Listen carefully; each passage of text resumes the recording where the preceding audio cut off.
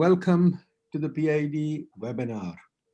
This is probably our sixth or seventh on urban issues, and it is an honor to have Mr. Arif Hassan with us. Thank Arif you. Hassan साहब is well known in Pakistan. मेरा ख्याल इनको कोई बंदा नहीं जो नहीं जानता पाकिस्तान में. इनकी कंट्रीब्यूशन सिटीज़ के डायलॉग में और इनकी कंट्रीब्यूशन गरीबों के बारे में और इनकी कंट्रीब्यूशन आर्किटेक्चरल और सिटी प्लानिंग के बारे में मेरा ख्याल है कि it's legendary. Everybody knows him. And internationally he's recognized. He's done probably the most work on urban issues and knows Karachi the best of all, but not just Karachi, the rest of Pakistan.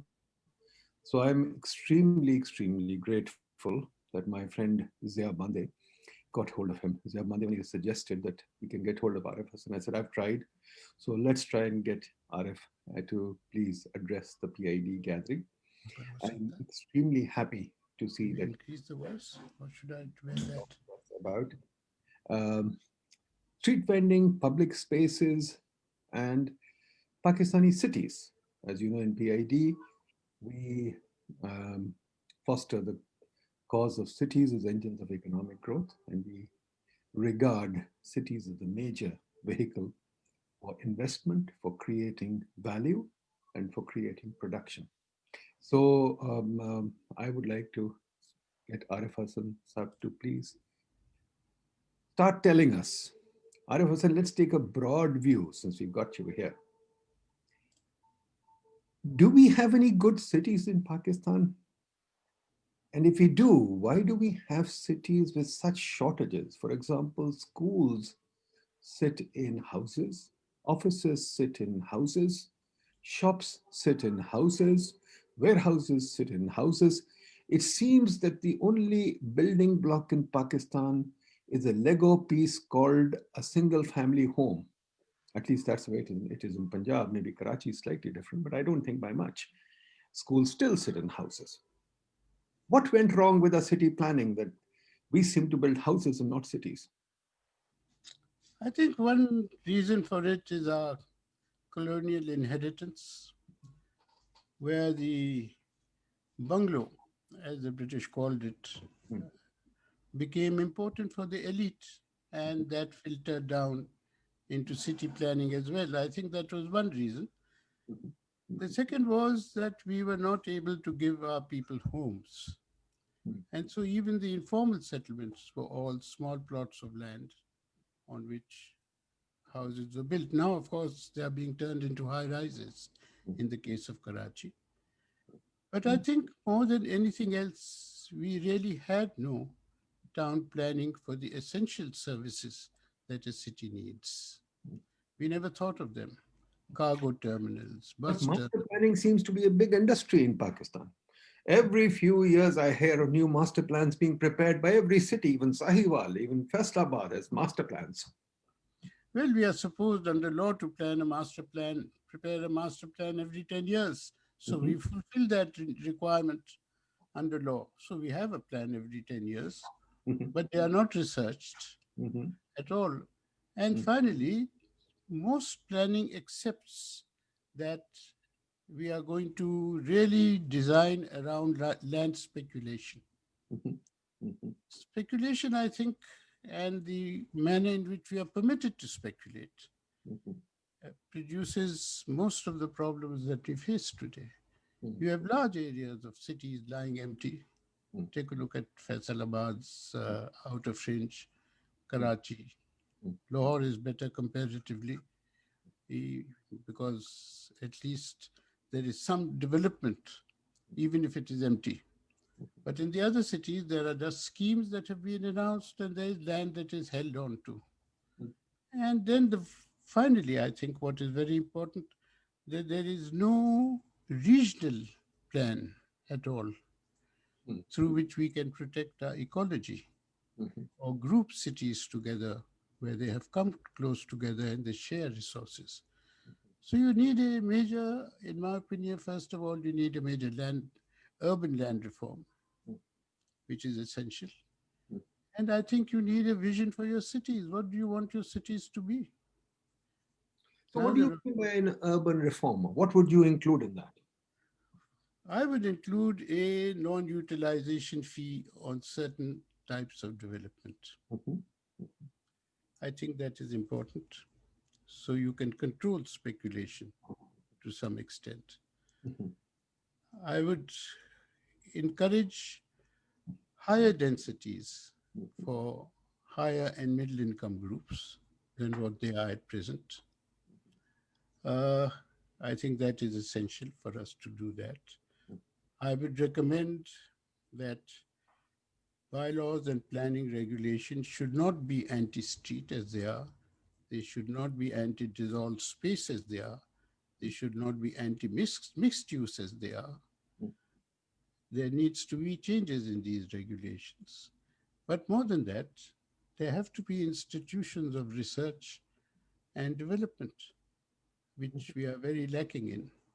क्या करता है ये KDA का अफसर mid level या LDA का अफसर वो यही करता है कि प्लान्स आते हैं उसके पास he scrutinizes them according to the book by all the zoning regulations that he has, and that's all he does. He doesn't plan.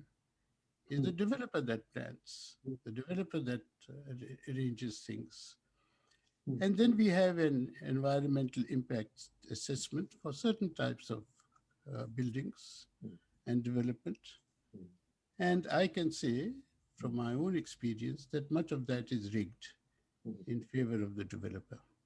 So you need the professionals of this country, I think, to come together. अब उनके भी तो मसले हैं.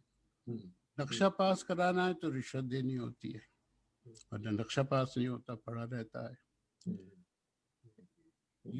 The client wants to have some changes made that are in violation of the law, he can get it done. It's not difficult for him to manage that. So these are also questions of ethics that the profession has to take up and take a firm stand on. So my view has always been that unless the professions themselves fight for reform and change, I don't think we are going to change very much, because institutions will change when that pressure is put on them from people who know and who are aware of what is happening or what can happen. So That's music to my ears, Arif sir. That's very nice, but I still want to press you a little bit on this. कि ये जो हमारे मुल्क में housing का जो एक किस्म का वो एक हाबड़ा है या एक वो फीलिंग है कि हाउसिंग इनएडिक्वेसी है, ये चली आ रही है पाकिस्तान के शुरू दिनों से, जबकि वो आए थे पाकिस्तानी जो हमारे भाई माइग्रेट करके, तो उस वक्त वो लियारी का चक्कर हमने थोड़ा सा एक और वेबिनार किया था एक साहब के साथ जिसने इस पे किताब लिखी है. उसने बताया कि लियारी की प्लानिंग कैसे हुई, फिर पापा नेक ने हमें बताया. तो उस वक्त से हाउसिंग पॉलिसीज बन रही है. मेरा ख्याल पता नहीं, आपको ज्यादा बेहतर पता होगा कितनी हाउसिंग पॉलिसीज बनी है, और हर हुकूमत ने प्रॉमिस किया है कि हमने घर बनाने हैं. और खान साहब ने अभी 5 मिलियन घरों की बात की है. तो ये हाउसिंग की इतनी जो रहती है हमें एक वो काविश, भाई ये खत्म क्यों नहीं होती? और अभी भी ये मुझे बताइए, एम आई रॉन्ग कि होमलेसनेस तो पाकिस्तान में कोई खास नहीं है, कोई स्ट्रीट पे तो नहीं सो रहा, या हैं ऐसे लोग? अब होने लगी है, मगर मेरे ख्याल में 10 साल पहले नहीं थी. Now it's become a reality. पहले नहीं थी, 10 साल पहले. और रही हाउसिंग पॉलिसीज का आप जो जिक्र कर रहे हैं, हाउसिंग पॉलिसीज एक चीज तो एक्सेप्ट ही नहीं करती. लोग मकान तो बनाते हैं, ऐसा तो नहीं है कि नहीं बनाते. और अब जबकि जगह कम रह गई है तो उन मकानों को वो डेंसिफाई भी कर रहे हैं. कराची में तो 6-6, 7-7 मंजिल कच्ची आबादी में बन जाती है. I have worked recently on the issue that can we support this construction taking place? Can we support it? Can we guide it in some way? क्योंकि जहाँ एक मकान था वहाँ अब कोई 6 हाउसिंग यूनिट्स या 8 हाउसिंग यूनिट्स बन जाते हैं. हुकूमत का उस पर एक पैसा खर्च नहीं होता. इनफॉर्मल डेवलपर है, वो आता है, मालिक को 4 लाख रुपए देता है, 2 फ्लैट देता है ऊपर और कहता है मैं ये बना दूंगा. और ये बने चले जा रहे हैं. There is nothing to stop them because there is a demand. because you can't live on the periphery of the city anymore because it's just too far now. पहले पास थी, आराम से आप आ जा सकते थे, अब ऐसा नहीं है. Can we support this? I think this is an important question.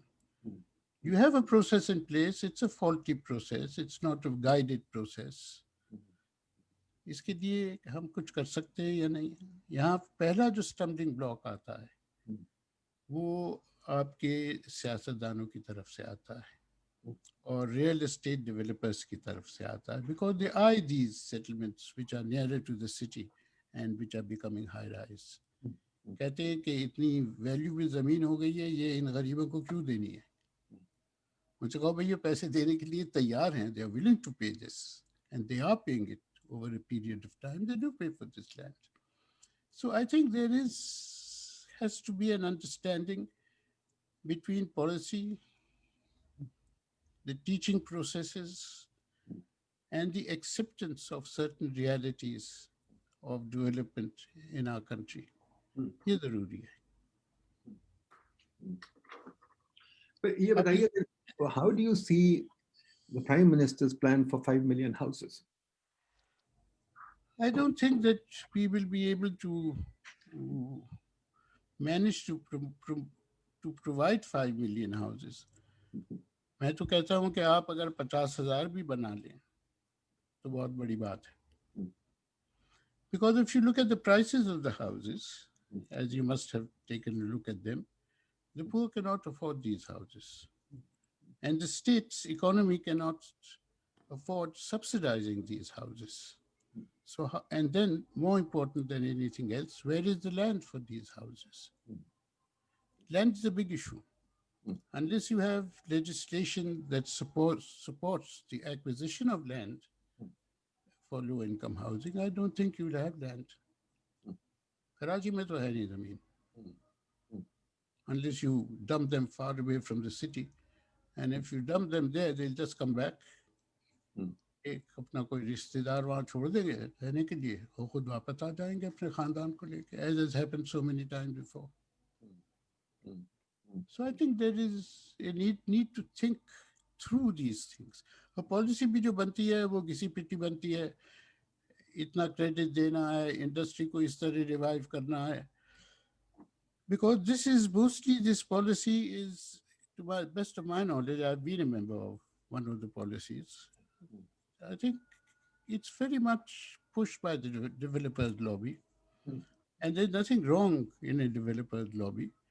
But that developers lobby has to have some love for the city at least, and some love for the people of that city. It's not just their own interests. अब आप देखिए, one example that I always quote is that the developers of New York looted the land. But the next generation actually provided enormous relief for that city. They actually built the city, made the bylaws and zoning regulations. तो हमारा अब ये तीसरा generation हो गया है developers का, अभी तक तो तीसरे जनरेशन को भी कोई खास दिलचस्पी नहीं है. और सर डेवलपर इंडस्ट्री भी तो कोई खास नहीं है. मैं देखता हूँ अगर स्टॉक मार्केट पे देखूँ एक डेवलपर लिस्टेड नहीं है. अगर मैं देखूं मलिक रियाज चले एक है, बट बाकी डेवलपर्स तो बड़े परचून के डेवलपर्स हैं. There are no serious developers like यहाँ वेस्ट में आप देखें तो there are serious developers, companies that are listed in the stock market. For example Toll Brothers Ambika में बड़ा अच्छा स्टॉक उसका चल रहा है, वो और बड़े सेंचुरी 21st और बड़े रियल एस्टेट डेवलपर्स हैं. हमारे यहाँ तो ऐसी कोई इंडस्ट्री नहीं है. That is because you can operate at a small level. And they prefer to operate at small level. They would prefer to have 10 small little schemes than have one big scheme. Why is that?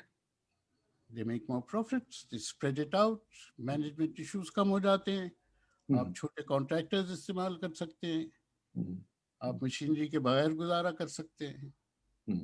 ये सारे factors हैं. नहीं, but अब कराची में तो देखें ना, 2-3 बड़ी बिल्डिंगें तो आई हैं. एक तो वो बिल्डिंग आई है जिसमें बहुत वो फैंसी किस्म की बिल्डिंग है जो अली जमील ने बनाई है. एक बिल्डिंग आई है जो उसने बनाई है, ये क्या साहब थे जो बड़े इनविजिबल किस्म के बिलियनर हैं जिन्होंने हबीब बैंक को बेची है, सुना है बड़ी पैसे की. कराची में तो अच्छी बिल्डिंगें आ गई, लाहौर में, पंजाब में कोई बिल्डिंग नहीं है इसका। नहीं, कराची में आई हैं, गिनती की हैं, कोई बड़े पैमाने पे नहीं है, मगर कराची में अब बड़े हाउसिंग एस्टेट्स बनने शुरू हुए हैं. Let's see how that evolves. But तो they are all these estates are for high income groups. गरीबों के लिए तो है नहीं. They are for high income groups, and not only are they for high income groups, but most of them are for speculation. खाली पड़े हैं. Last count that I did was there were 68,000 empty flats in Karachi, complete, and had been lying there for some time. Similarly, we had a much larger number of plots that were lying empty, about 300,000. So there is nothing wrong with speculation. Speculation तो पूरी दुनिया में होती है, यहाँ भी हो रही है, बर्तानिया में, अमेरिका में, हर जगह होती है. क्वेश्चन ये कि हमारे यहाँ एम्प्टी क्यों चीजें पड़ी रहती हैं? जब लोग स्पेकुलेट करते हैं, वो रेंट करते हैं, और एक बिल्डिंग इंडस्ट्री जारी रहती है. मैं, आपको मालूम है, मैं व्हाइट हाउस के साथ ही काम करता था, IMF की बिल्डिंग में. वहां मैं हर रोज देखता था, और मेरे पाकिस्तानी भाई आते थे, मैं उनको दिखाता था कि भाई ये देखो टावर क्रेन लगे हुए व्हाइट हाउस के इर्द-गिर्द. वो मेरे वहां 30 साल वहां रहने में मेरा ख्याल कोई 3-4 बिल्डिंगें 2-3 दफा नहीं बन चुकी. यहाँ क्यों नहीं ये काम हो रहा? यहाँ साथ ही काम नहीं हो रहा because you can get along without doing this. लेकिन नहीं, या तो कोई इकोनॉमी का प्रेशर हो इन कंपनीज के ऊपर, वो तो है नहीं. They are satisfied with what they get. उन्हें ज्यादा मेहनत करने की जरूरत नहीं है. उसके अलावा कोई ऐसा रेगुलेशन नहीं है that ties them into following any rules or regulations that can make their work subservient to some larger planning process. वो तो है नहीं. तो जैसे ये चाहते हैं ये करते हैं. अगर कोई देखिए, अगर कोई एक तो आपके यहाँ रेंटल्स नहीं बनते बिल्कुल भी, जिसकी बहुत डिमांड है. We don't have them simply because of the rent laws. The rent laws are completely in favor of the renter. दिमाग खराब होंगे किसी के 1,500 rental apartments बना ले. See, so there are issues related to law and legislation as well, and which every policy has promised to deal with, but it has never happened. They've never been dealt with. अच्छा, एक बात बताइए, let's come back to housing. जो गरीबों के घर, खान साहब भी कह रहे हैं, प्राइम मिनिस्टर साहब, मैं देखता हूँ कि मिडिल क्लास जो है उसको तो घर मिल नहीं रहे. घर घर में एक्सटेंडेड फैमिली बैठी हुई है, 6-6 बंदे एक कमरे में बैठे हुए हैं. बच्चों की जब शादियां होती हैं वो वहीं रह जाते हैं. एंड मैं when I ask a group of students कि व्हाट आर यू डूइंग, वो हमेशा कहते हैं we will stay with our parents till we are 50-60. तो क्या पहले मिडिल क्लास की हाउसिंग नहीं होनी चाहिए बनिस्बत गरीबों की, या can you state go to गरीब? No, you need to, certainly there is a process that the Ghareebs follow in promoting building their houses. You can certainly facilitate it. I don't think they require any large sums of money for their housing. Very middle class ki baat, I use the word now, I use the word waithood. There is something that is waithood, कि इंतजार करता है बंदा कि मेरे पास घर हो, मेरे पास गाड़ी हो, मेरे पास नौकरी हो, मेरी शादी हो, simply because it can't be afforded. And this is increasing. I mean, I've seen it increase in the more recent studies we've done, where people don't have an option. अब ये कराची का जो फिनोमिना है, जो पुरानी जगहें हैं, जैसे नाजिमाबाद हो गया, if someone owns a house there, he will sell that land because it's now very expensive. और वो उस जमीन को बेचने के बाद अपने 5 बच्चों के लिए 5 छोटे प्लॉट ले लेगा कहीं. तो ये प्रोसेस जो है, it's increasing.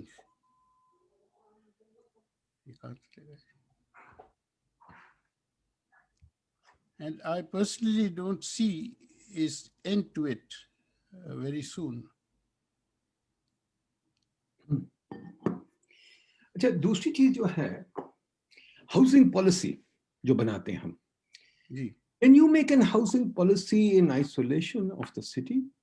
जैसे कि आशियाना बना दी शहबाज शरीफ ने, अब ये कोशिश कर, जैसे हमने पहले लियारी बनाया था, वो पता नहीं कितने साल लगे उसको बसते हुए.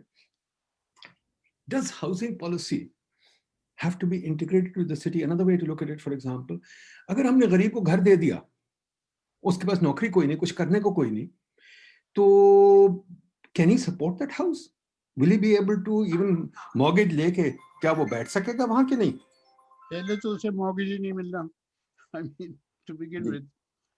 But you have to either have a land use plan, which none of our cities really have, because we don't follow those land use plans.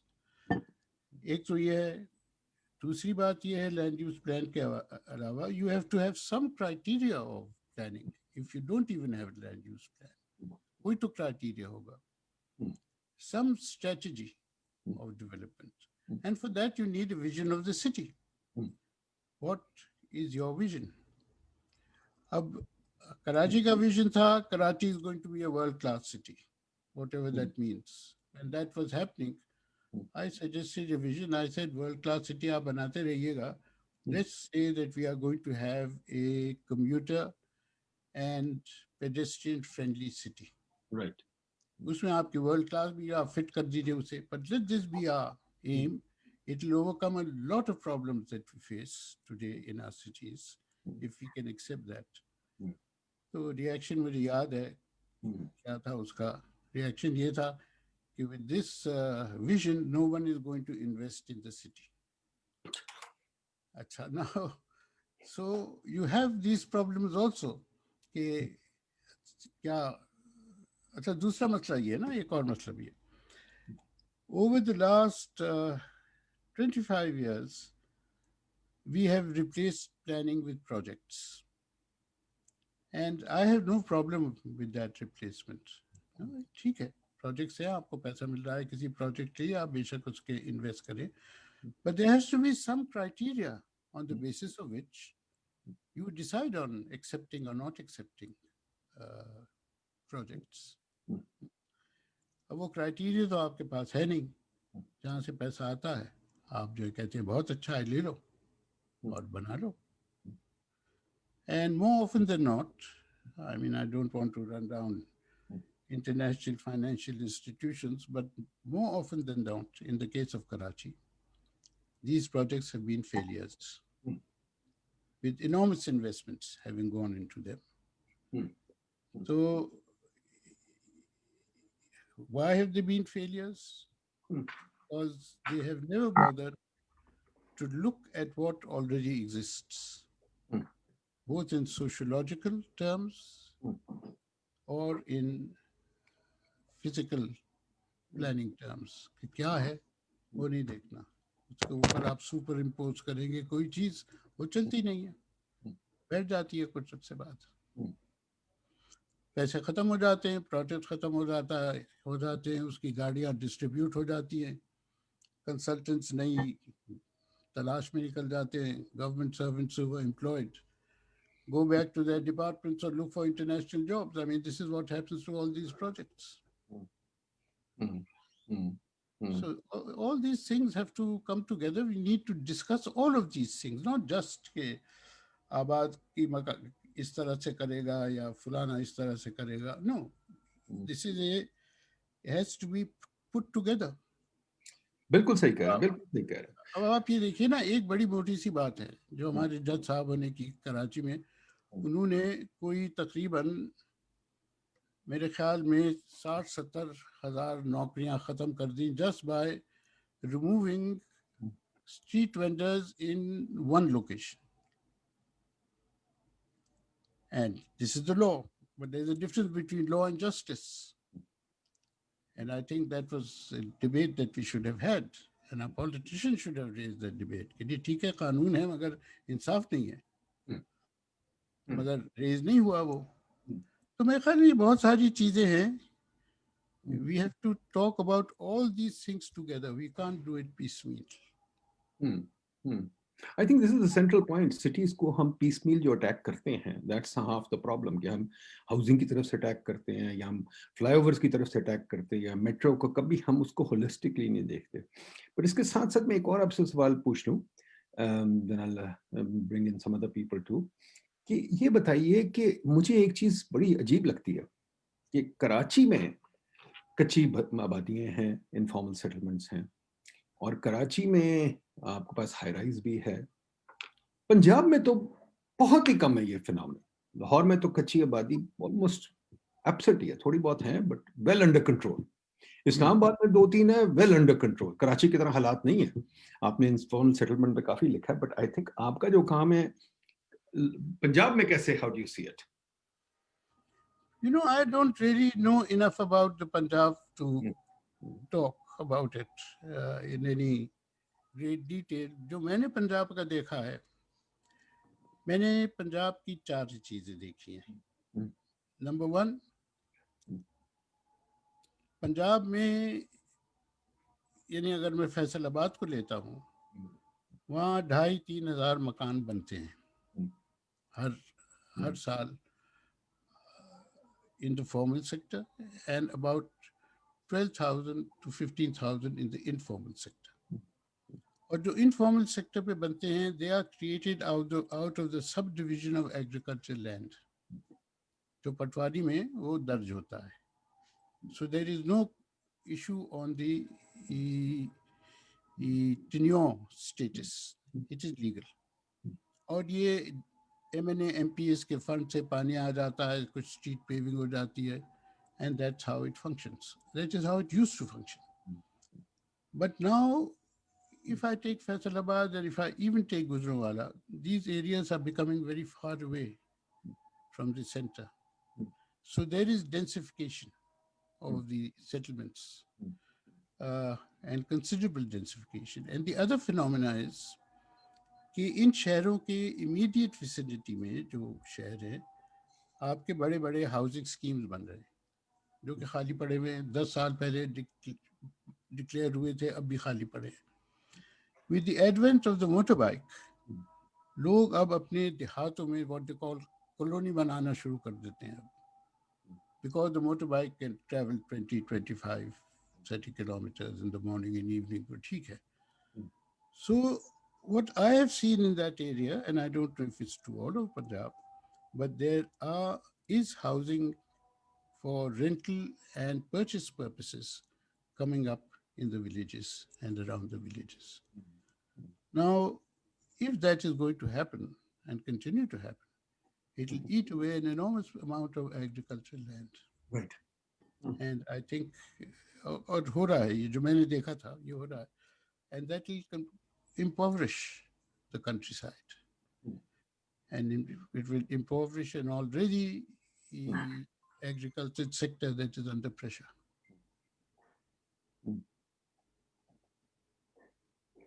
तो ये बताइए कि ये जो अपना है इनफॉर्मल सेटलमेंट्स, इनके साथ साथ इनफॉर्मल लेबर क्या करता है? खास तौर पे जब जैसे आपने कहा कोर्ट ने स्ट्रीट वेंडिंग बैन कर दी, अब स्ट्रीट वेंडिंग पे काफी काम किया. अब ज़ियाबंदे साहब को मैं बुलाता हूँ, हम लोगों ने भी काफी शोर मचाया, काफी लोगों ने शोर मचाया. ज़िया साहब ने एक लॉ भी बना दी है. स्ट्रीट वेंडिंग कराची में मेजर तरीके से खत्म कर दी गई है, और बाकी पंजाब में तो पहले से ही बहुत खत्म कर दी गई थी. तो स्ट्रीट वेंडिंग के बारे में आपने तो काफी रिसर्च की, बताइए क्या what are the problems, what are the issues, how should we look at it? Let me just give you a brief, you will understand by my involvement in it and how it began. That was in 1986 when vendors were being removed. At that time, I made a plan for their rehabilitation. अच्छा, हम समझे थे बहुत अच्छा plan है, मगरिबी तालीम थी, उसकी सोच के मुताबिक को बना दिया हमने. When I took it to the vendors, they picked holes in it and they literally tore it to shreds. ये सेट कि जी ये तो हमारी रिक्वायरमेंट्स में किसी तरह से भी पूरा नहीं होता.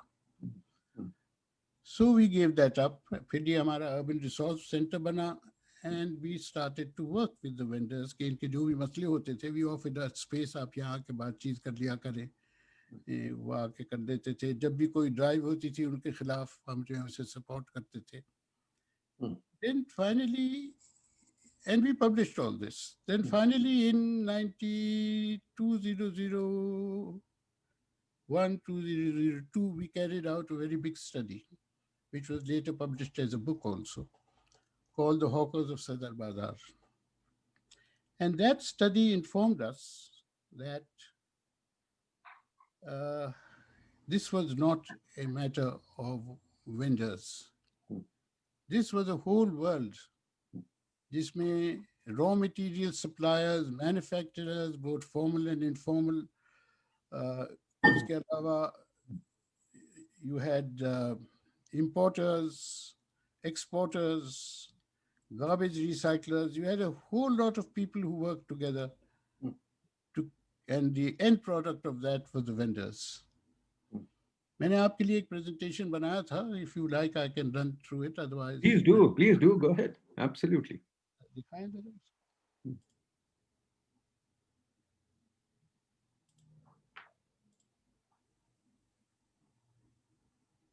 हो गया?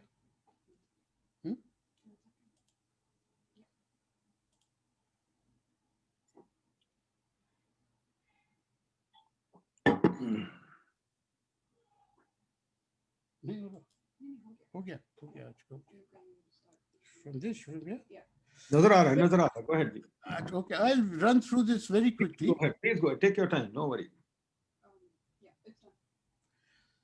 ये मैंने आपको पहले ही बता दिया है कि क्या हुआ. Finally, we decided to study this whole issue in detail, and the study was carried out by architects Asya Sadiq and Christoph Pollock and myself. It took over 3 years to do this study, and then we published it as a book. And our main findings were that the vendors were a very small part of a huge street economy, which consisted of manufacturing, raw materials, wholesaling, transportation, etc.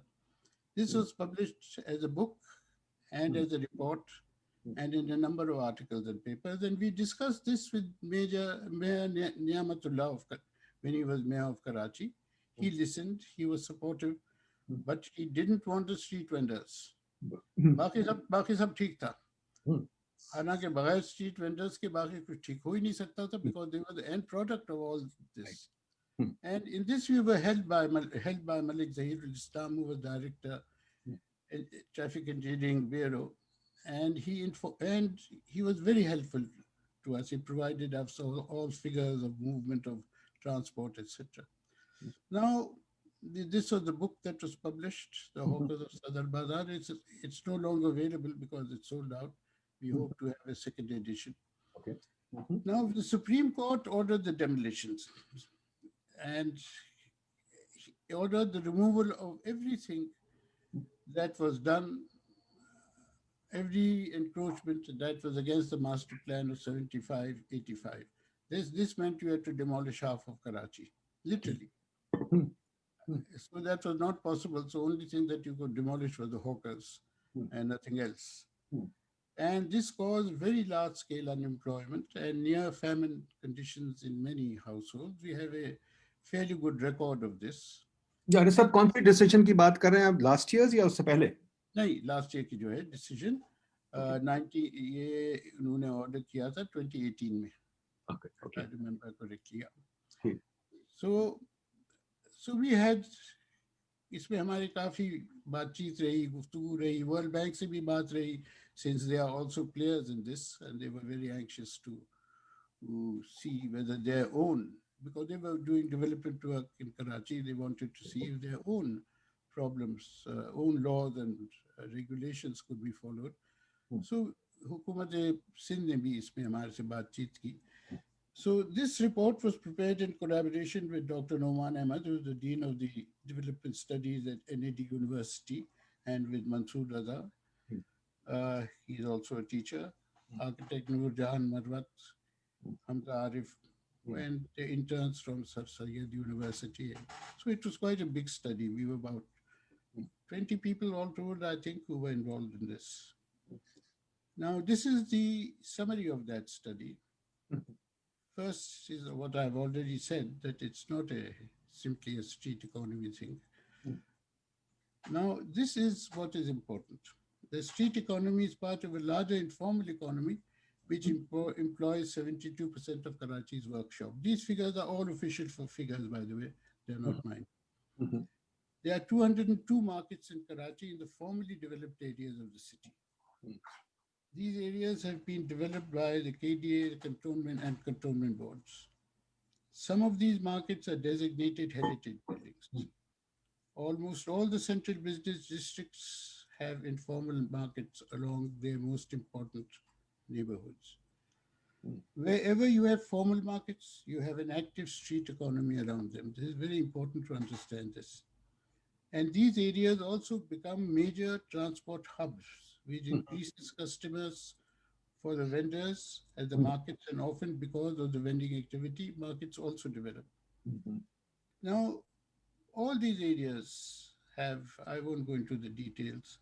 I think you have an understanding of what I have said. Mhm.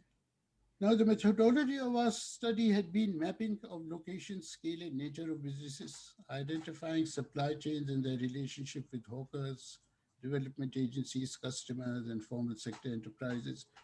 We studied the impact of the Supreme Court ordered demolitions. We mapped its location, scale, and roles of the various actors in it. All this was done by observation, hundreds of conversations, and detailed interviews of 182 hawkers, formal business owners, customers, and uh, interest organizations. And we initiated a study on District Central at Liaqatabad Market. Now, just to show you how we managed this, because Just this is, briefly ये बता दें 14 parameters Numan Ahmad साहब के क्या थे ये? अब ये मैं लाया नहीं डाल के या लेकिन चलें जो भी आपको याद है तो बता, just for now I the just run through this because you see ठीक है, the scale of this is important. fair enough, good. The red dots are all the markets that you have in Kurangi, in every district के हमने ये mark किए और उनकी listing बनाई. Very good. So this is a very comprehensive study. The where the interviews were taken Mhm. Mhm. and transport connections Mhm. between Sadar and Empress Market and the rest of the city, where the bus stops are, and that is where the hawkers are, and the extent of the hawkers that you have over there. All this was documented. And the heritage markets were also then documented. Now, hawkers are preferred to the Mhm. formal sector simply because they sell what they sell is cheaper by about 20%. People interviewed said that culturally they are closer Mhm. to the hawkers because they can bargain. Mhm. They are located at transport hubs and so they are accessible. Mhm. Shopkeepers, and this is what surprised us very much, in most cases who were interviewed said that they want hawkers in front of their shops Mhm. because this gives an air of life which attracts people. Very nice. As a matter of fact, some shopkeepers install hawkers in front of their shops for this reason and pay them. Mhm. Then there are different types of hawkers. We've listed all the different types and how much they earn. Mhm. We've listed where the hawkers Mhm. operate from and why. All Mhm. this details of this is there. Mhm. After the initial bribe, government touts police collect an amount of 500 to 1,000 rupees per day Hey. from each hawker because no hawker can function without the permission of the police Mhm. or the tout. Mhm. Now, according to the Urban Resource Center, in 2015, Sadar's hawkers from four streets paid rupees 67 million per month as bhatta. Mhm. It is a huge amount. Mhm. Nobody believed when this figure came out, but then subsequent media studies also showed that no, this was true. It was accurate. Now, why do people take to hawking? Mhm. Surprisingly, the majority of people didn't want to be hawkers. Mhm. They wanted a salary job Mhm. morning to evening because of its security and respectability. Mhm. Hawking was not considered respectable.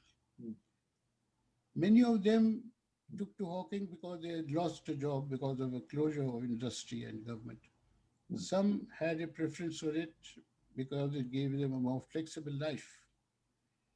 Any, in the second study that we did, which was later, it enabled a part time evening job as they had other jobs in the daytime. This was because of rising inflation. And it requires a small investment of about 20,000, which is either already available or can be borrowed. There is widespread perception that street businesses are very successful enterprises. This is the reasons why people take to this. Their earnings are from rupees 500 to 2,500 per day. This is after paying bhatta to the government, rupees 20 to 50 per day to the guards that they employ for looking after their things, and 10 to 20% to 20, 10 to 20 per day to sweep the premises where they operate from. So now the supply chain is complex. I won't take you through this because it's long, but it's very important. For example, eggs are acquired from wholesalers who get them from various places from all over Pakistan and as far as Quetta and Haripur. Spices are purchased from wholesalers in the Old Town district, and the wholesalers get it from India and Sri Lanka. Trinkets, electrical gadgets, luggage, wa- watches, etc., are manufactured in Liaqatabad and purchased by the vendors directly. So see the scale of this. The women are involved in manufacturing of trinkets, etc.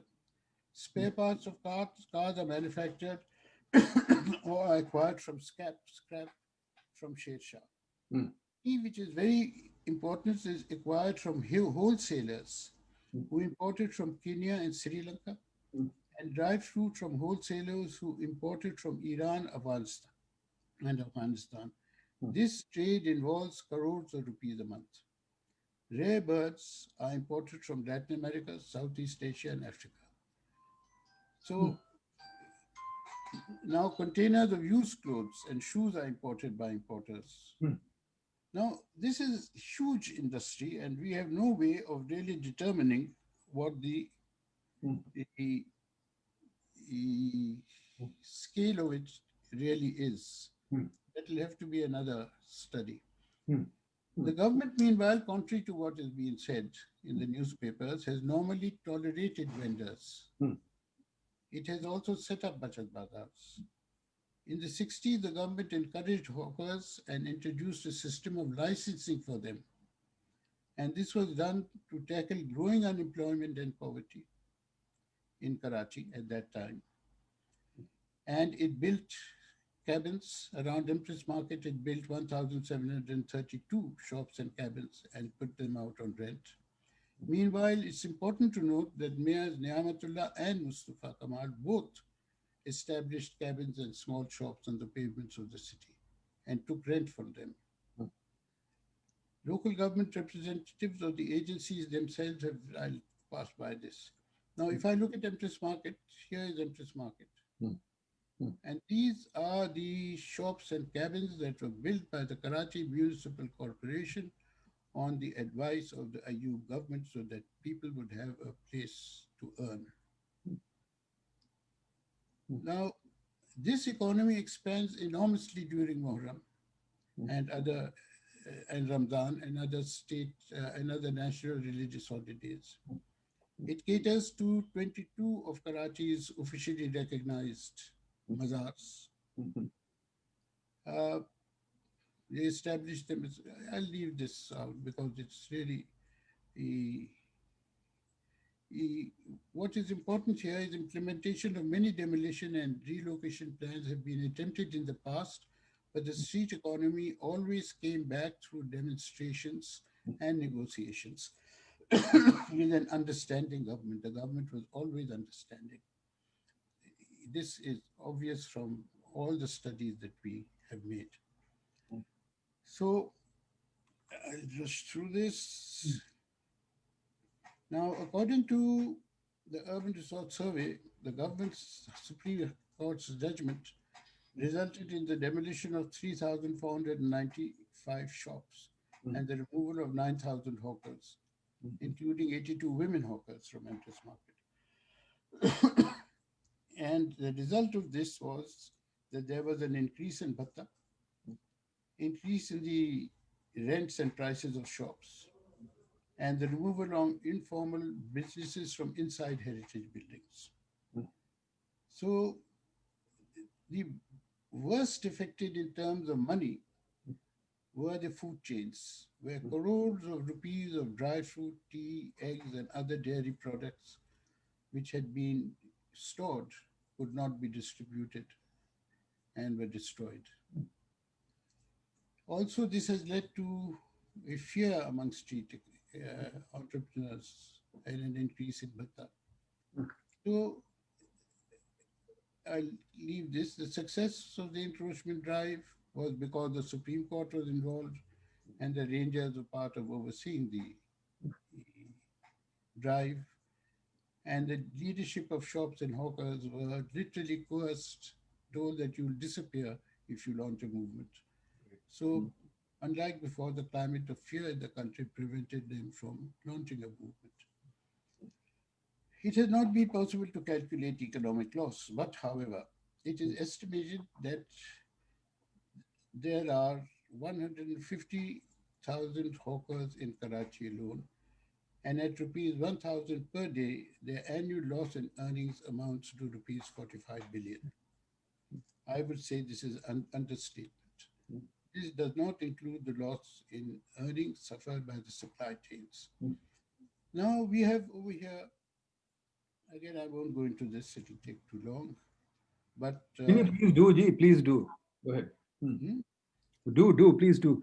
Okay, all right. The street economy culture is not just economy, but it is also informal social relationships and a mix of many ethnicities who work together. Different ethnicities have different roles sometimes. And this whole culture has developed over the last 70 to 100 years. I think the biggest loss is the demolition is the removal of the poor from the potentially high income areas of the city. And that is where the emphasis has been.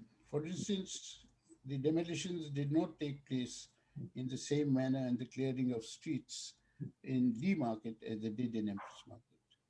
For the Empress Market, there is a plan to turn Empress Market into a museum or a high-end dining space and to gentrify the area around it.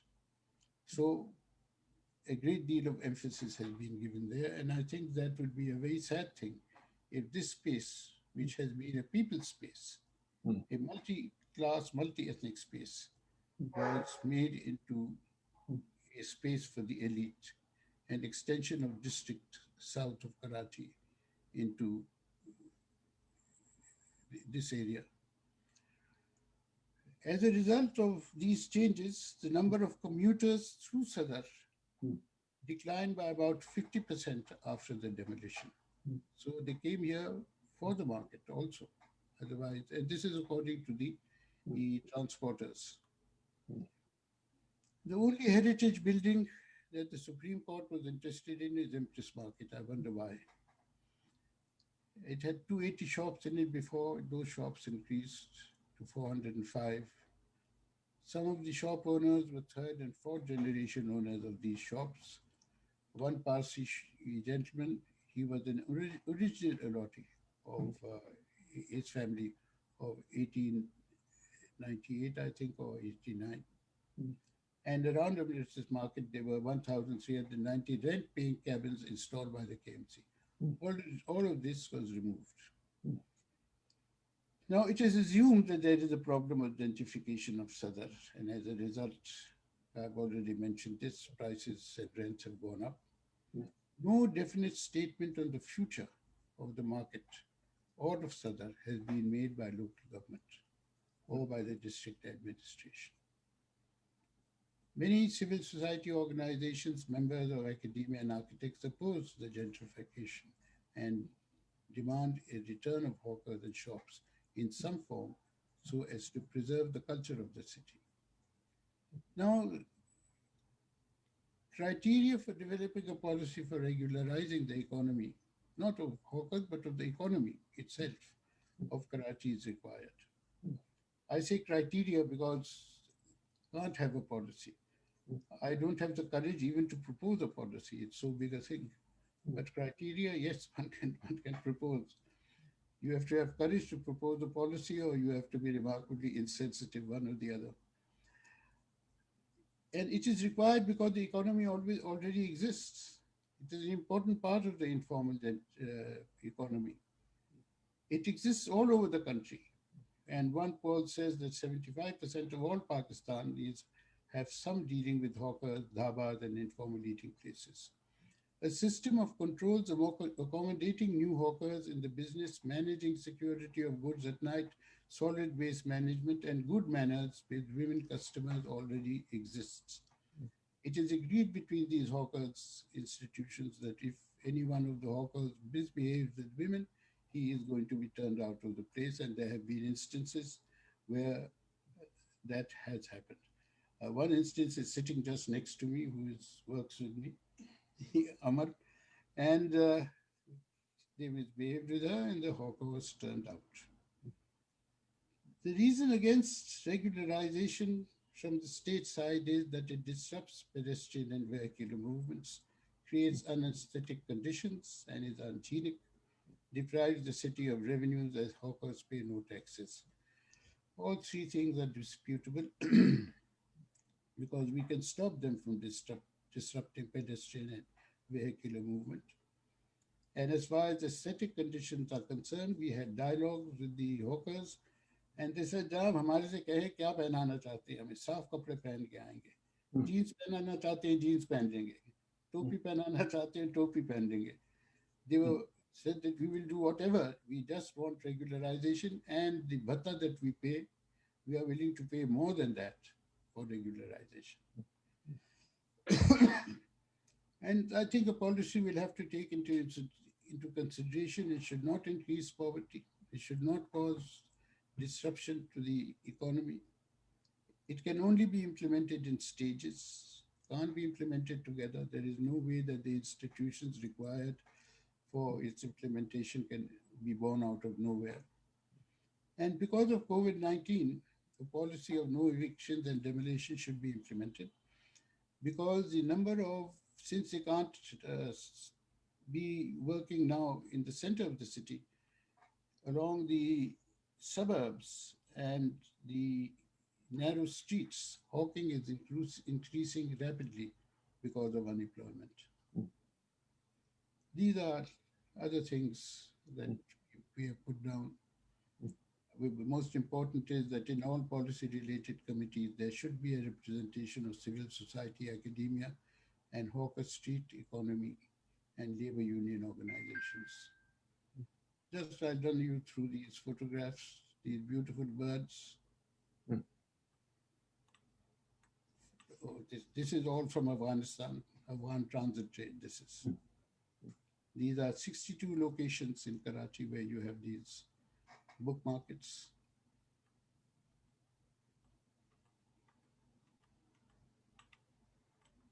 This is on the pedestrian bridges.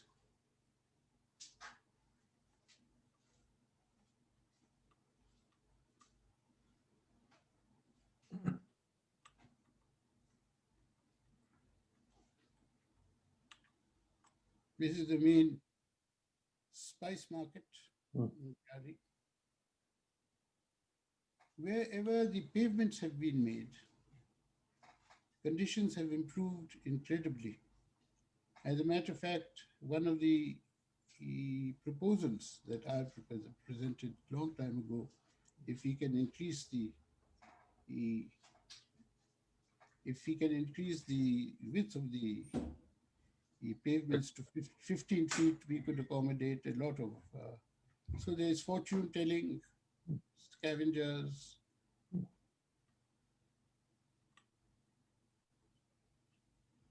There's the sea. Here you can shoot Pakistani and Indian film stars. So you have this whole world. And here was an agreement that was reached between the hawkers that they would leave space for people to walk. and they fulfilled that agreement. They abided by it. This is inside the market. These are people who have been deprived of their shops, selling their eggs outside the market. These are women selling their dry fruit outside the market, removed from inside. This is what Empress Market was. This is what it is now. These were some of the proposals that I had made. Here again, they followed the rules, leaving space in the Empress Market. Now you have street markets everywhere in the world. There is Bangkok, there is Bordeaux, there is Barcelona, and these are daily street markets. Bombay, Harrow, and this is Karachi. Now we have lots of this information on typologies at different places, and that's it. Arif, how do you, I mean, this is a very comprehensive study, very good study, and lots of very good information. तो policy makers नहीं देखते, judges नहीं देखते, were you called an expert as an expert witness by the judges? कोई ऐसी चीज नहीं होती इस मुल्क में? ऐसी मेरे साथ तो नहीं हुई, अलबत्ता हुकूमत से हमारी बात हुई है, and right now my colleague Noman Ahmed, Dr. Noman Ahmed, is conducting a second part of the study, and that is talking to various government officials about on the basis of this study. So we've prepared a small slideshow for them, which he is going to talk to them, discuss it with them, and let's see if something comes out of it. Because in our opinion, this is doable without damaging the city. Right, right. And now with all these BRTs coming, there are going to be major changes both in the location of vendors and in the functioning of the street economy as well. Fascinating. Let me bring in Zia Bande now. Zia Bande, आइए बताइए आप अपना, Zia साहब.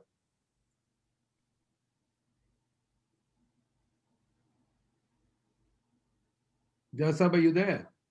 I'm there. Yes, I can. Okay, ji.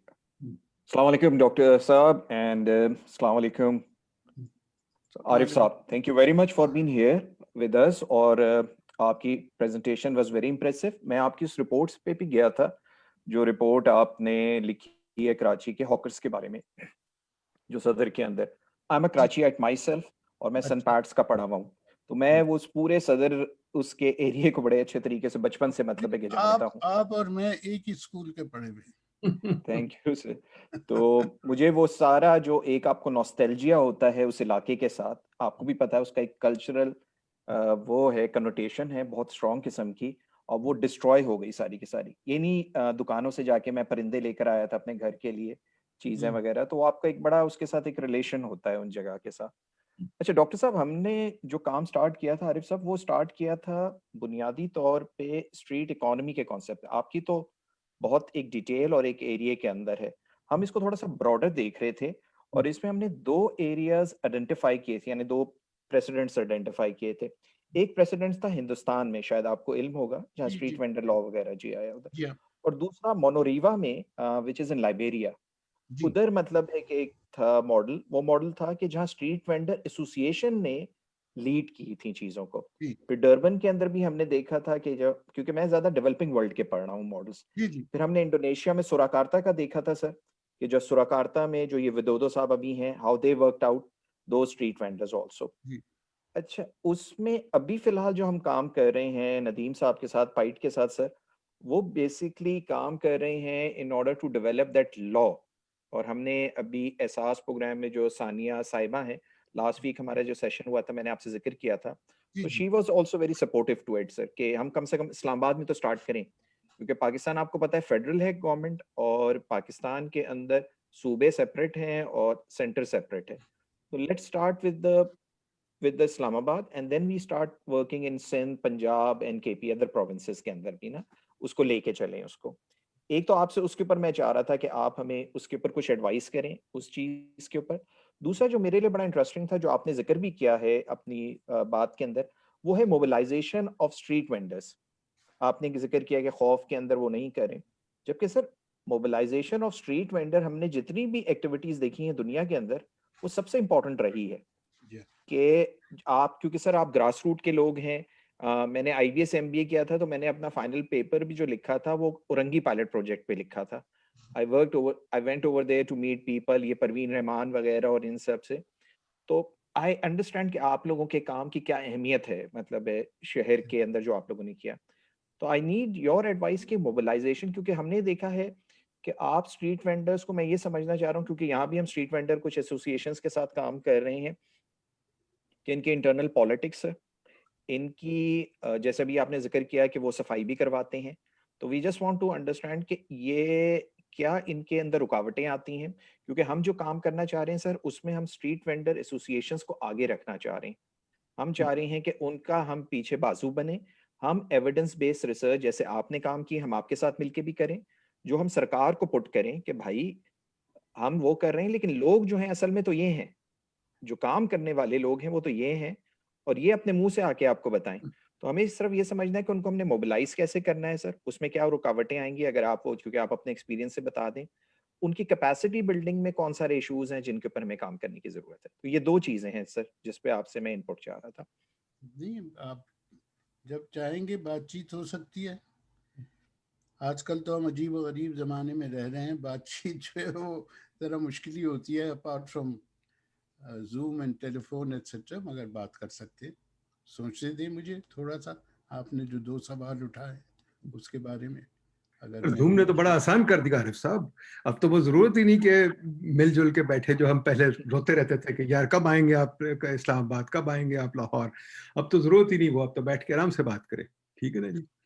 Cultural मसाइल तो है। हाँ वो तो है। बट ये बताइए, जो ज़िया साहब ने बात की है, बड़ी इंपॉर्टेंट चीज है, do we need a law? देखिए, मैंने तो ये देखा, ये कानून बहुत बुरी चीज होती है। If I had my way, there'd be no laws, but of course they are necessary. मेरे ख्याल में ये ज़रूरी है कि हम कोई क्राइटेरिया डेवलप करें जिसकी बेसिस पे कानून बने। अब आप देखिए, थाईलैंड में बना कानून, कोई फॉलो नहीं होता। वो हॉकर्स कम बैक। आपका हिंदुस्तान में बना, शुरू शुरू में फॉलो हुआ, जब तक उसमें कुछ दम था, फोर्स था, नई नई चीज थी। अब things are returning to what they were before. I remain in touch with my friends there, कहते हैं कि वो बात ही नहीं रही अब। तो ये जो इंस्टीट्यूशनल कमजोरियां हैं उनको मद्देनजर रखना पड़ेगा। जो पॉपुलिज्म का के प्रेशर्स हैं उनको भी मद्देनजर रखना पड़ेगा। So I think we should begin with what is possible and slowly build up to the finer things that are required, like safety, like hygiene, etc.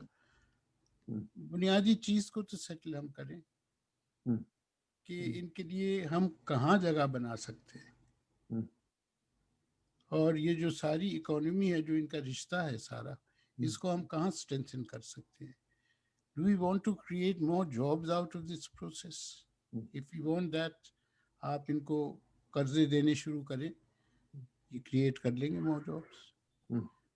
Their skills are underutilized because of a lack of money. मसलन अगर आप लालू खेत की industry देखें, ये जो informal industry है, इसमें इतना पोटेंशियल है, कमी क्या है? पैसा नहीं है। स्किल्स बेहतर हो सकती है। So do we want to expand this industry?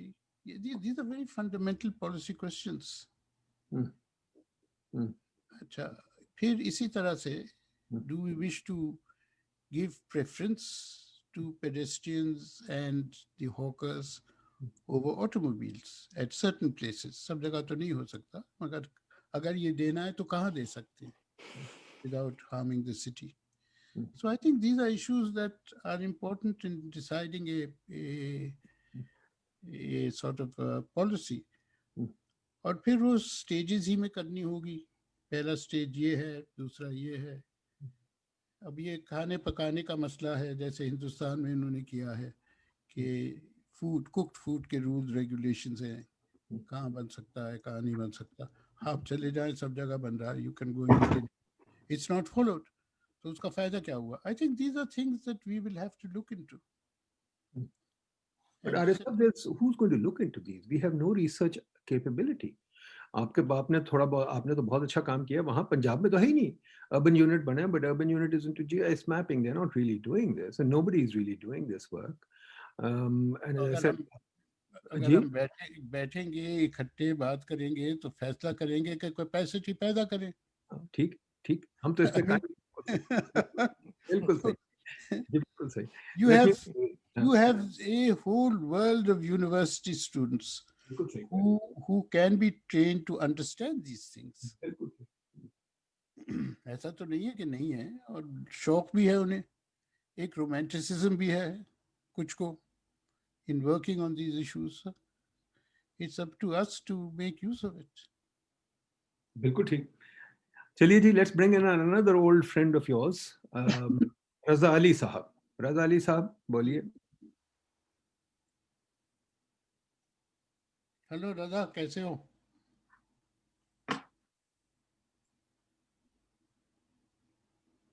रजा साहब अनम्यूट करें.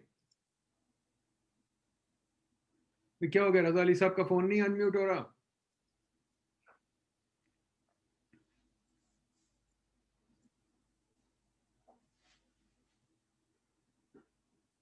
रजा साहब,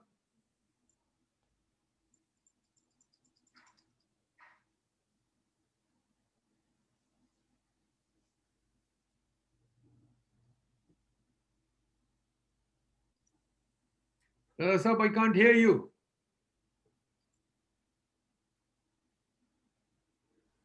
नदीम, इस दौरान में कुछ सवाल पूछ सकते हैं? और जरूर पूछिए, चलिए. Thank you very much, Arif साहब. Thank you so much. Is Amir Durrani here. मेरे दो तीन आपसे सवाल थे. एक तो ये था कि ये जो स्ट्रीट वेंडर्स हैं, आपने एक बड़ी मजे की बात की कि they are often the touts of the shops behind, right? Now, Yes. a great deal of what Zia Bande was talking about is that one of the reasons they have been blacklisted is in Islamabad. A lot of these street vendors, Nanbais and all that, are actually owned by much larger mafias at the back. Yes. So that's one element which plays into the hands of those people who want to take street vendors out. Number two, on the issue of no law, I personally think that this whole thing that Zia talked about is kind of a community mobilization. So it's like OPP all over again, and somebody has to become the Akhtar Hamid of the street vendors and actually create a movement which enables that. So therefore, I have a sincere belief that no law can do what Nadeem Saab wants. It's basically this mobilization which can end up there. The third point is about the gentrification and the desire to be Dubai by everybody under the sun in Pakistan. And I think there's some lady in Karachi who has written quite interestingly about what needs to be done. So I'd like to hear a little bit more about you, because really Karachi is being gentrified. And how do you feel as the person with the most amount of books on Karachi? Third, कि ये नदीम साहब के लिए है कि basically this issue about hygiene and cleanliness and everything, these are general regulations for the municipality, and obviously the street vendors, if they are empowered, will have to follow that, because so there is no law required for street vending, but a law required to make sure the city stays clean. I think the last 2 points, one is the quantification of the loss you just made from your previous study, which is about $50 billion plus rupees, is about 20% of the COVID package. And I really would entreat Nadeem Saab to take it, sort of take knowledge of this, because it hurts. Last, that all the people who are talking of transport, now the World Bank may have some interest through Shanaz Arshad and the likes in looking at these kind of schemes, my ex-colleague, but actually the thing is that what we are missing is that people are massively trying to redefine urban transit and mass transit, which actually, as you defined, Southern's traffic goes down by 50%. So the transport designs need to be subservient to larger communal desires and how cities shape, which is not happening. So if you could shed some light on these aspects, it'd be very nice. Thank you. There- You began with 3, but I've counted. There are 7 issues that you have raised. Anyway, Arif bhai, sorry, you are, I think, my cousin's father-in-law, Hassan Zaidi's. yes. So, मेरा नाम आमिर दुरानी है, just to remind you. So I took liberty. Assalamu alaikum. नहीं देखिए, एक बात बहुत अहम है मेरे नजदीक, and this is what I've argued in the report as well. You really don't need a law. The KMC, if it is given back the power it had, can do all this without a law. They have the right to issuing licenses to the hawkers, and they did issue licenses at one time. All hawkers had to be licensed. So that law has not gone away. That law is still there. That notification is still there. Secondly, they can decide where the hawkers can be placed and where they cannot be placed. That decision is there. They can do this by negotiation. They can do this through any means that one thinks is proper. After all, they developed all these cabins, thousands of them, to develop jobs and possibilities for a population that had no jobs. किया उन्होंने, अब भी कर सकते हैं. But for this, you require an empowered local government. I don't think the bureaucracy, district level bureaucracy can do this. It can't. वैसे भी जब भी bureaucracy आती है, the hawkers have a bad time. वो negotiate नहीं करते, इनसे बात नहीं करते. इनको निकाल दो, खत्म कर दो. अब भी यही कहते हैं. जबकि KMC के काउंसलर्स थे, मेयर्स थे, they understood these problems and they catered to them. So, in my opinion, the most important thing is that these notifications exist, these bylaws exist. So, strictly speaking, we don't need anything but an empowered local government. अच्छा, रही आपकी transport के मसाइल की बात. देखिए, हमने ये कराची की इतनी सारी लाइंस हमने तय कर ली हैं कि हम, I don't know how many, 5 or 6 BRT lines. They are not going to solve your transport problems, because even when all of them are complete, they will not serve anything more than 4 to 5% of the total commuting public. You will need buses, a traditional bus system. And with all the money that we are going to spend on these, we could have had a very large bus system, along with a school for training of drivers, training of conductors, managers. We could have done that, maintenance purposes, etc. So I think there are many questions here that go unanswered because of the development plans that we have. For example, if we could have fed into these BRTs, we could have fed other routes into them. We could have served a much larger population. But for that, they would have had to be at grade. And we had to have a big battle to get Karachi lines on grade in certain places. We succeeded, yes, but it was difficult. It was not easy. As far as Bandar Road was concerned, it came down at grade because of Qaid-e-Azam Mazar. We pointed out that Baba ka mazar to nazar hi nahi aayega. So uski wajah se wo niche aa gaya. For no other reason. So I think these issues are all interrelated. Now your BRT cuts through one area in Bandar Road, where the hawking and retailing is on one side and the wholesaling is on the other. अब आप इसको कैसे हल करेंगे, क्या करेंगे, किस तरह करेंगे? तो इस तरह के बहुत सारे सवालात हैं जिनके हमने जवाब तलाश नहीं किए, जिनको रेस किया, अखबारों में किया हमने रेस, मगर उस पर बात नहीं हुई. So I think we have to identify what is wrong. Honestly, गलती क्या है? And what is very important is the conclusion I've come to, that we have to identify what are the constraints because of which we cannot tackle these things. What are these constraints? And then what are the constraints that we feel in removing these constraints? I think that has become extremely important. Otherwise, we'll just keep producing reports and no solutions really. Sarah Nazamani?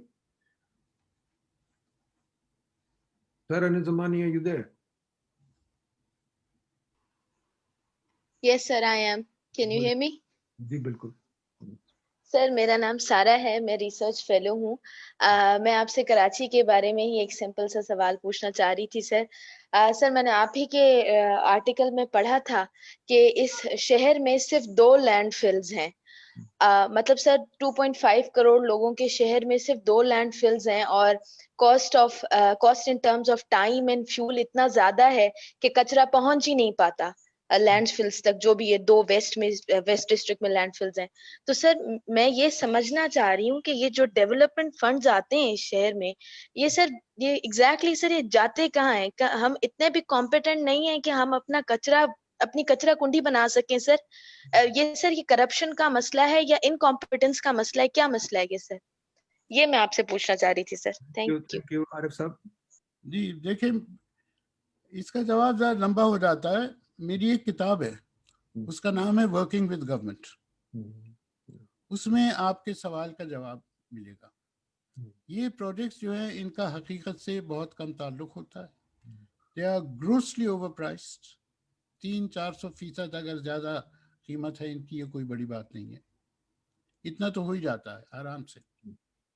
इसकी मैं आपको example ये देता हूँ कि Korangi waste water management project funded by the ADB was costing $100 million. When we worked it out, it came down to $26 million. And when we took it to the governor, he refused to believe us, and quite rightly so. He said, "आपकी बात का मैं क्यों यकीन करूं?" तो उसने एक अपनी कमेटी बनाई, and that came up with $36 million. तो अब आप देखिए, और ये क्यों है, इसकी भी वजूहात है as to why this is so, which I have discussed in my book. एक और मेरी किताब है, उसका नाम है वर्किंग विद कम्युनिटीज. उसमें जो कम्युनिटीज को परेशानियां दिक्कतें हैं कि क्यों नहीं उनके साथ काम किया जा सकता, वो है, वो you like to look at that. And now I am writing another book, it's called not working at all. वो नॉट वर्किंग एट ऑल है, वो शायद मेरे ख्याल में इस अगले साल मार्च अप्रैल तक निकल आनी चाहिए. Very nice, very good, very good. ये जी मैं जरा अपने PID के लोगों को कह दूं कि ये आरिफ साहब की सब किताबें प्लीज मंगवाएं, सब publications, and we should have a special section in the library for this. So please make sure that we buy all his literature and make a special section in the library, because quite frankly people must learn from him and this knowledge must be maintained, and Arif Saab's legacy is very important. ऐसे बहुत सारा इसमें मेरी web पे है. A lot of it is on my web. Some books also are on the web as e-books. But we'll put them in the library as well, क्योंकि बच्चे आपको पता है, you know, access हो जाए तो अच्छा है. अच्छा जी, खुरम साहब, you wanted to ask something, and Raza साहब, if you are back again, please tell us. Raza साहब, Raza Ali, life would be incomplete. Ji, I'm here. बोलिए. आरिफ, मैं आपसे ये पूछना चाहता था कि आपने बहुत मुख्तसर बात की इस पर, ये एम्प्रेस मार्केट पे जो के बारे में जो प्लान्स हैं, क्योंकि ये सिर्फ एम्प्रेस मार्केट कराची की नहीं, ये बीमारी तकरीबन सभी एस्टैब्लिश शहरों में फैल गई है. क्यों, जैसे जो हमारी मिडिल क्लास बढ़ती जा रही है, और कुछ तो एलीट बीमारी जो है, ये हेरिटेज के बारे में ख्यालात जो हैं, तो कुछ इस पे आप बताएंगे कि क्या, what are the pressures of this elitist mentality on heritage buildings and how it is affecting, particularly examples of Empress Market, how it is affecting people and people's activities.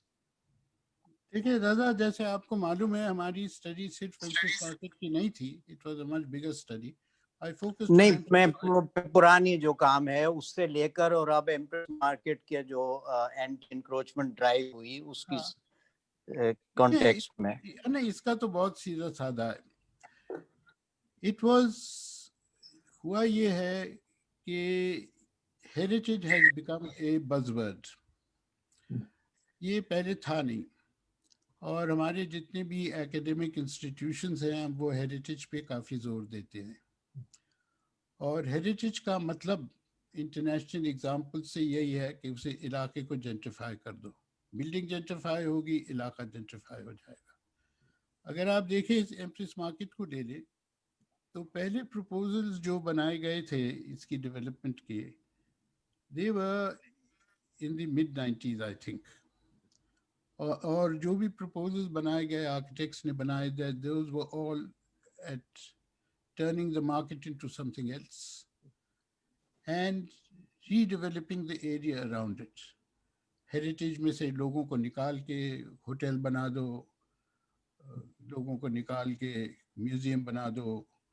तो ये एक हेरिटेज का टेक ओवर है by the middle classes, or you might say by the elite of the city.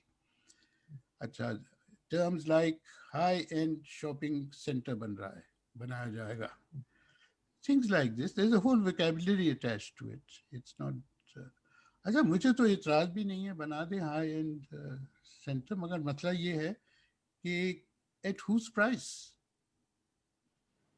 सबसे बड़ा मसला तो ये है, एट हुज प्राइस.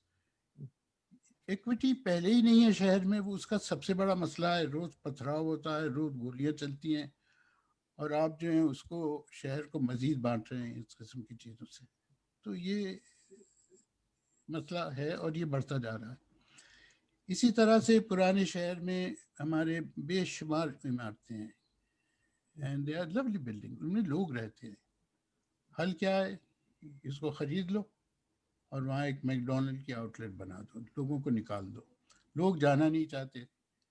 अब you know, there has to be some way in which we can keep the multi-class, multi-ethnic nature of Karachi intact in some way.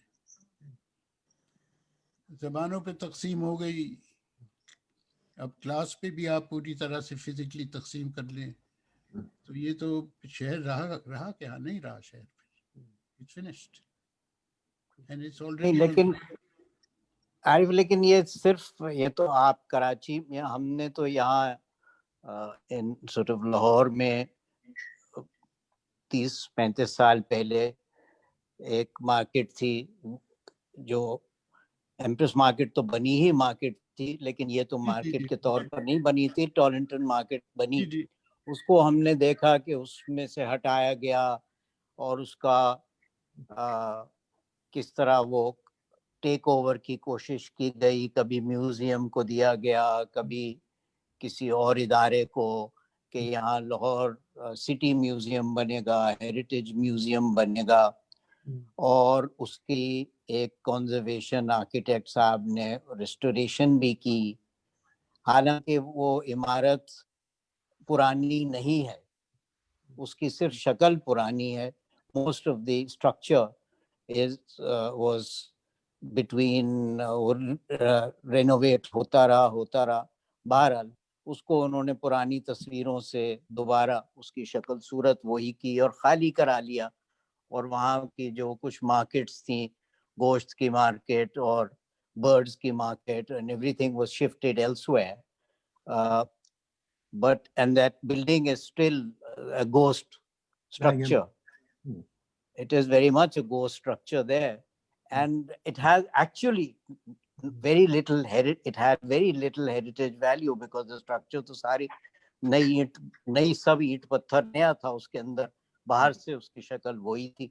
बहरहाल वो जो रेस्टोरेशन की वो भी ठीक नहीं थी, क्योंकि उसमें सीपेज आती है वगैरह वगैरह. But the point is that it's not necessary that even this elitist plans will be successful, and we have an example of at least one unsuccessful thing in Lahore, and 2 or 3 others which are now being attempted in various other parts of the city.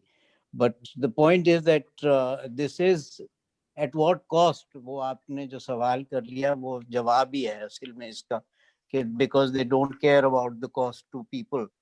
It's not people friendly, all these sort of plans जो भी हैं भारत. भाई ये शहर किसका है, सवाल तो बुनियादी यही है ना. Who does it belong to? सही. Or let us say, who should it belong to? Let's say. Who should it? Because yes, it certainly belongs to it certainly belongs to the elite, and belongs to the bureaucrats, and belongs to the developers, and belongs to everybody else but the people of the city. देखिए मैं इसे इस तरह से कहूँगा कि अभी कराची में इतने बड़े पैमाने पे फ्लड्स आए, शुरू हो गया कच्ची आबादियाँ गिराओ, इसको चौड़ा करो, नालों को etc. The fact is that Karachi floods to great extent because there is no outlet left to the sea. उसका कोई जिक्र नहीं करता. Because उसमें तो DHA आ गई. Nobody talks about the fact that the damn water can't get out. I mean, that's it. Because you have the DHA in between. वो भी है और भी है. अच्छा तो अच्छा इसी की तरह से ये आपका सैलाब आ गया, सब कुछ आ गया, but you have not stopped the reclamation of land from The sea. mangroves and from the sea. You have not stopped it. It's going on. हम लिख के कह चुके हैं, औरों ने भी कहा है कि इसे बंद करें. नहीं होता बंद. क्यों नहीं होता बंद? I mean, these are important questions to ask. What is there to stop this from being put an end to? इसी तरह से बहुत सारे सवाल उठते हैं, because it's important not what happens but what does not happen. जो चीजें हो सकती हैं, नजर आ रहा है कि होनी चाहिए, वो क्यों नहीं होती? सही बात है. I think we should change our questioning process. Okay. Let me also bring in here Babar Mumtaz साहब हमारे साथ बैठे हैं. वो एक और बहुत वकार टाउन प्लानर और आर्किटेक्ट हैं. बाबर साहब, please go ahead. Thank you very much. Arif, as always, great pleasure listening to your sensible advice. लेकिन अभी रजा ने एक सवाल पूछा है और जिसमें के जवाब में आपने भी बाबर तुमने लेकिन कह दिया ना, तो वो सेंसिबल नहीं रहा एडवाइस. मुख्तसरन मैं ये पूछना चाह रहा हूँ कि जो आपने सवाल उठाया है कि रजा ने कहा who does the city belong to? So उसके जवाब में कह चाहते कि does it belong to the citizens?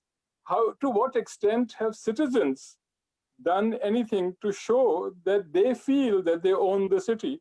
मैं तो मतलब छोटी बात कर रहा हूँ, किसी के घर के सामने, किसी की गली में अगर कोई प्रॉब्लम है, कोई पानी खड़ा है, कोई सूरज, how many of the people feel कि this is their problem? तो मेरा कहे कि ठीक है, the bureaucrats may not they may own the city, take the money, वो तो सब ठीक है, लेकिन what about the citizens? Do they really feel that it is their city, or have they been so alienated that they no longer feel that they are citizens or have any responsibility? गरीब और lower middle class इलाकों में अपने मोहल्ले का तो ख्याल रख लेते हैं. वो जब रखते हैं उसका ख्याल जब कोई कैलेमिटी आती है, जब कोई ज़रूरत पेश आती है. स्विच लाइन टूट गई, इकट्ठे होकर उसकी मरम्मत करा दी. पानी नहीं आ रहा, मिलके एक बोर करा दिया. इस किस्म की चीज़ें तो होती हैं. स्कूल खुलवा दिया. मगर मसले तो और भी हैं ना. गाना चाहते हैं, ड्रामा करना चाहते हैं, इनकी तो इजाज़त नहीं मिलती. इस पे रोज़ झगड़ा होता है, एक आदमी दूसरा कत्ल होता है. मुशायरा करना चाहते हैं, उसकी इजाज़त नहीं मिलती, उसके लिए इजाज़त लेनी पड़ती है उससे, पुलिस से. तो ये जो रिस्ट्रिक्शंस हैं on simple cultural activity, I think this is a enormous hindrance to feeling that you belong to the city apart from other things.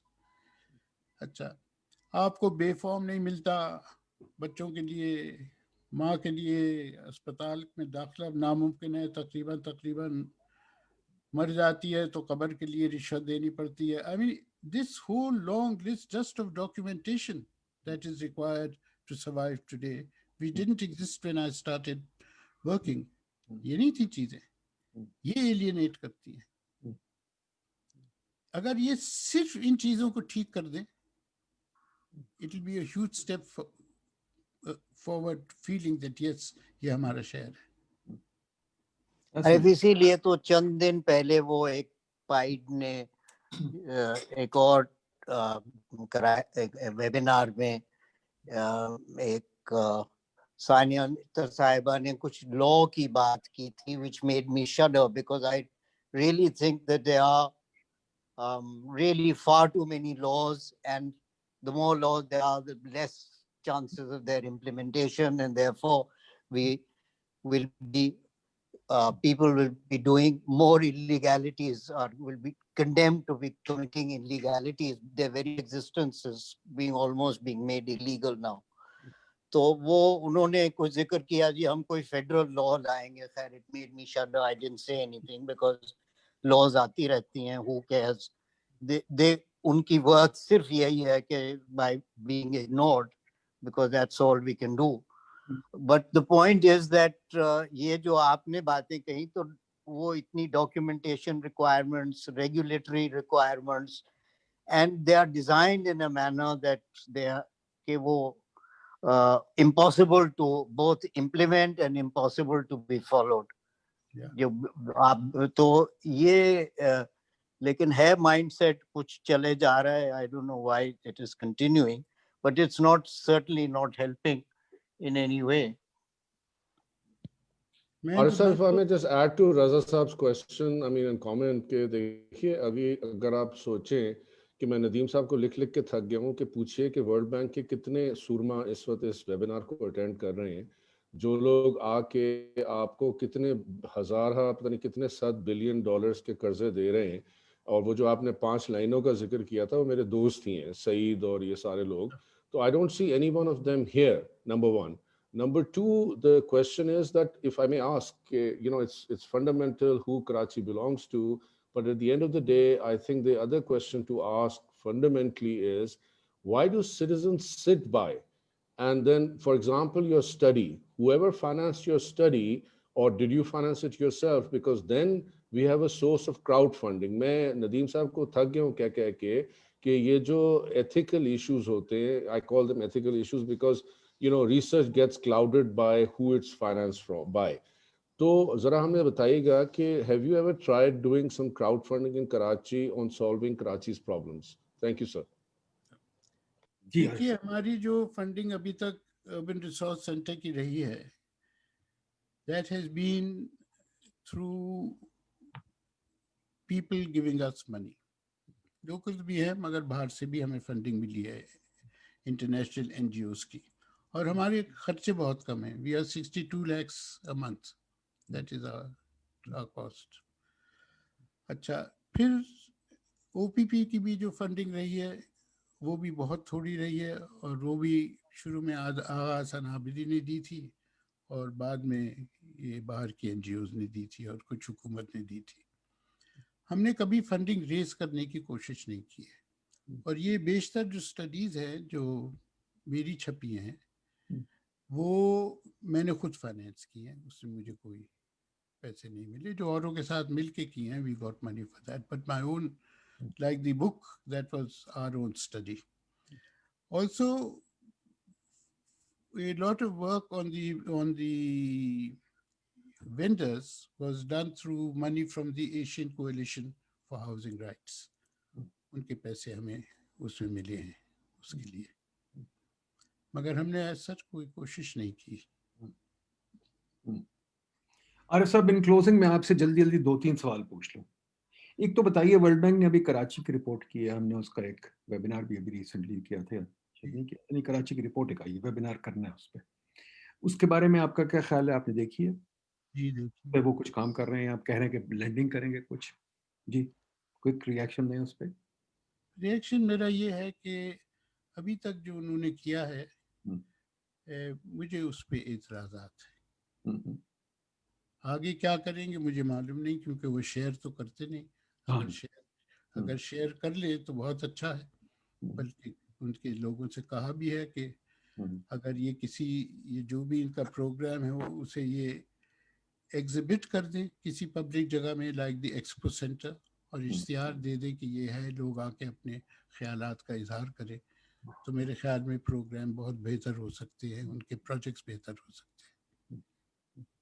तो हम उनको पीआईडी के वेबिनार पे बुलाते रहते हैं, वो कहते नहीं, वो कहते हैं हम नहीं आएंगे, इनकार कर देते हैं। खैर, कराची की जो 2016 की रिपोर्ट है आपने देख ली है, वो उस पे कोई आपके नहीं, मेरा उसमें कुछ भी नहीं है, उसमें मेरे नजदीक कुछ नहीं है। उसमें there is very little new, very little new. और जो मसला जो है वो नेबरहुड्स ठीक करने का नहीं है। एक कोई देखिए, I have learn to believe in what I call microchip and water logic. एक छोटा सा organisation which has its finger on the pulse of the city and is able to propose and develop those processes जो पानी की तरफ फैलते रहे खुद। अच्छा, ये जो इनकी है, ये तो छोटे छोटे प्रोजेक्ट्स के लिए बहुत इंटेंसिव काम है और बहुत बड़े पैसे हैं, enormous funds of money for very small projects and a lot of work that's going into them. तो मेरे ख्याल में मैं तो मुतमईन नहीं हूँ कि इससे कोई नतीजा बेहतरी का निकलेगा।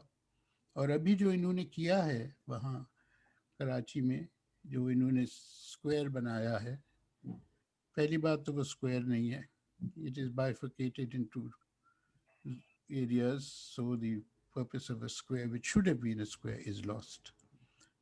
दूसरी बात ये है, ये वो जगह थी जहाँ 10 से 12 बच्चों की क्रिकेट टीम्स क्रिकेट खेला करती थी, और जहाँ कबूतरों को लोग खाना खिलाते थे। ये दोनों चीज़ें ख़त्म हो गई हैं। बच्चों की तरफ से शिकायत ये है कि उन्हें अब सड़क पे खेलना पड़ता है, और सड़क पे खेलते हैं, हमने वहाँ बातचीत की थी वहाँ बच्चों से जो खेल रहे थे, सड़क पे खेलना पड़ता है और सड़क पे मैच नहीं खेल सकते। तो अब वो जाना चाहते हैं हॉक्स बे, जहाँ खुली ज़मीन है, मैच खेलने के लिए, और माँ बाबा नहीं जाने देते बिकॉज ऑफ सिक्योरिटी रीजंस। तो these are things, I am just giving you two example, there are other things also. मेरे ख्याल में इन चीज़ों पे बातचीत करनी ज़रूरी थी, इनको समझने इनकी ज़रूरत थी। और ये मैंने लिखा भी था अखबार में, both these points I have written in the papers also, these are issues. दूसरा सवाल जो मैं आपसे पूछना चाहता हूँ आरिफ साहब, इंक्रोचमेंट क्या होती है?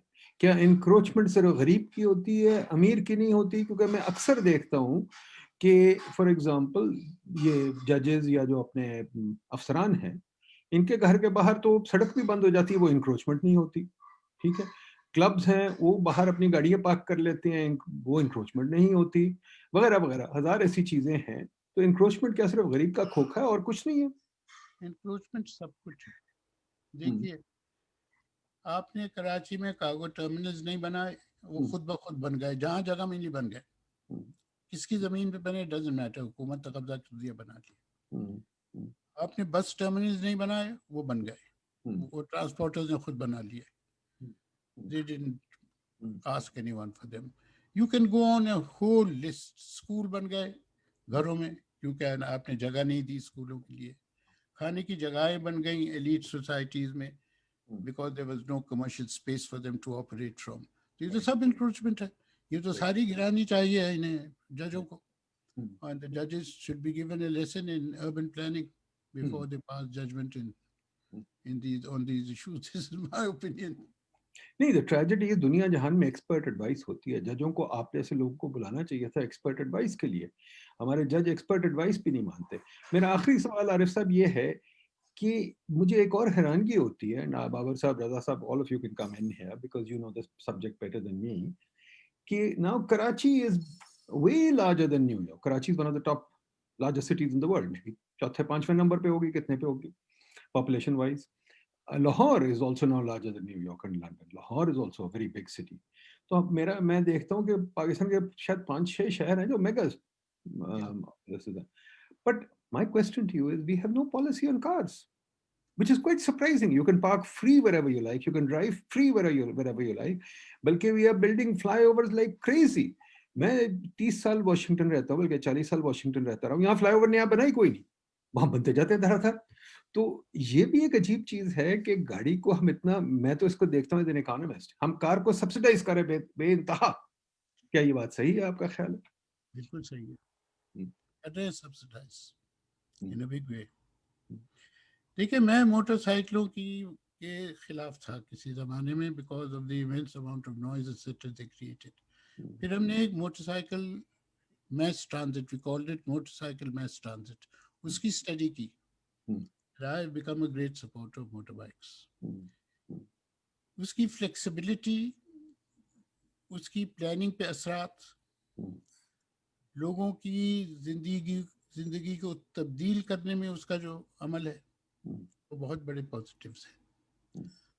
और ये मसला था कि औरतें नहीं चलाती, मगर हमारे जो सर्वेज हुए, 56% of all women at bus stops said they wanted permission to ride motorbikes. और आज चला रही हैं, और काफ़ी चला रही हैं. मगर उसके लिए आपको अलग से बायलॉज बनाने पड़ेंगे, आपको अलग से पार्किंग रेगुलेशन बनाने पड़ेंगे, और आपको गाड़ी को कर्टेल करना पड़ेगा. अब मैंने देखा है वियतनाम में फॉर एग्जांपल, या कंबोडिया में, those are motorcycle cities basically. अगर वो मोटरसाइकिल्स के, उनके मेक के, उनकी कैपेसिटी के, ये सारे उन्होंने इश्यूज तय किए हैं. जबकि हमारे यहाँ तो आप जो मर्जी खरीद लीजिए और चला लीजिए. ये इंडिविजुअल ट्रांसपोर्ट का बड़ा मसला है, और मुझे नज़र नहीं आता कि हम जो ट्रांसपोर्ट सिस्टम्स बना रहे हैं, they are going to result in any less vehicles on the roads. 900 vehicles per day हमने रजिस्टर की थी 2018 में. At that time, Delhi registered 1,400 vehicles per day, and Bangkok registered 1,700 approximately. अगर यही रुझान रहा और हम बैंक लोन्स देते रहे, तो जो हमारी मौजूदा सूरत हाल है वो बहुत ज़्यादा बदतर होगी. आरिफ साहब, thank you very much, very kind of you. Please stay engaged. हम आपको पाइट बुलाते रहेंगे, और हमारे बच्चों को भी आप गाइड करें, because quite frankly you have done such a lot of work. We appreciate what you've done, and we really want to take your work forward. मैं चाह रहा हूँ बहुत सारे बच्चे हमारे आपके नक्शो कदम पे चले, या थीसिस को फॉलो करें, बाकी सिटीज को भी स्टडी करें. आपके साथ साथ मैं अपना रजा अली और बाबर मुमताज साहब को भी शुक्रिया अदा करूँ, और कहूँ कि जी बाबर साहब, रजा साहब, we must get you on in such a conversation as well to learn from you. And thanks to Ziad Bande for arranging this. Thank you, everybody. All the best, Arif Sab. Thank you. Khuda Hafiz. Thank you very much. Khuda Hafiz. Thank you.